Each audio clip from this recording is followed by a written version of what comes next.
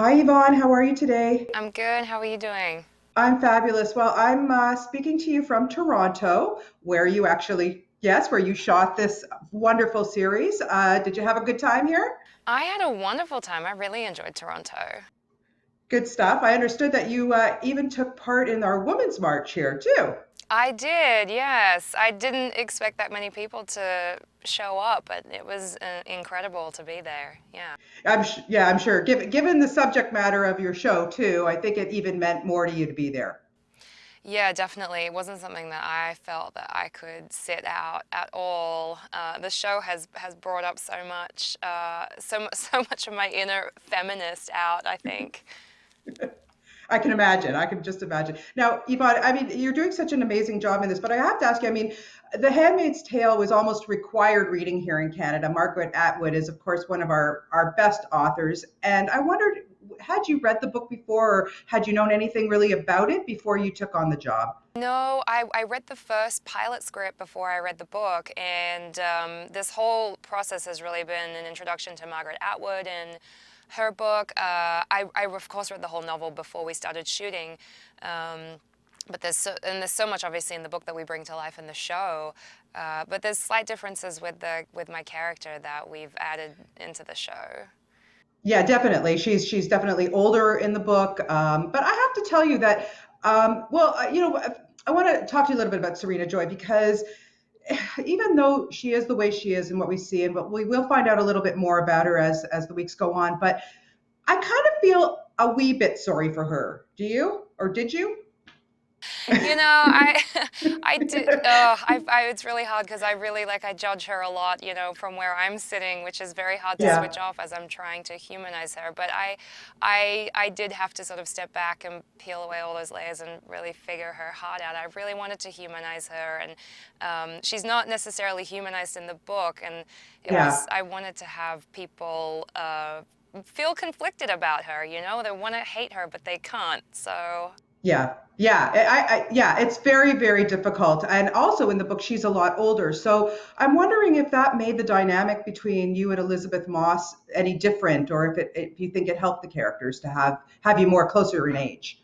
think it definitely helps. It adds a bigger desperation to the fertility aspect of everything. The fact that Serena Joy is of the age where she should or could be getting pregnant, and she's not able to. That loss is very raw and very present for her still, and it adds a female power dynamic between those two characters that's very potent. That might not have necessarily been there had Serena been older than Offred. I have to ask you, you are so good in this because I don't know how you got through.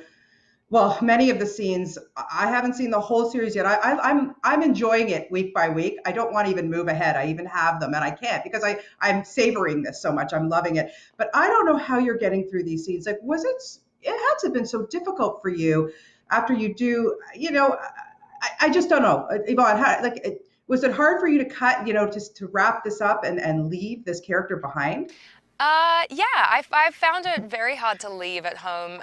Mainly, not leave at home, leave at the studio, so I could come home and relax.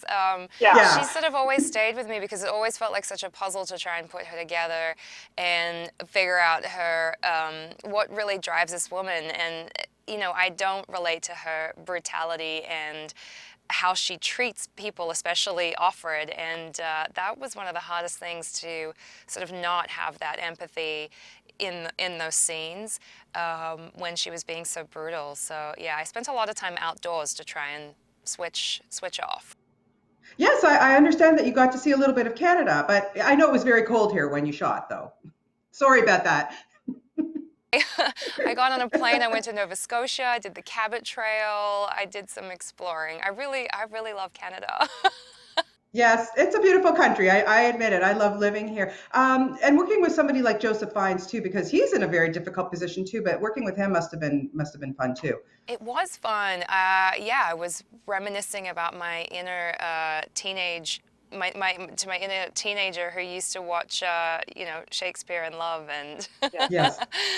way back in the day, and now Yeah. now he's Yeah. my husband. So Yeah, yeah, your commander husband. Now, I want to ask you because Margaret Atwood, when she wrote this like 30 years ago, I can't even believe it. It was so ahead of her time.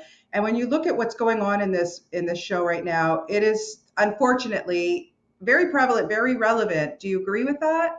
100% relevant. Absolutely. I don't know that we could have planned for it to be more relevant than it turned out to be.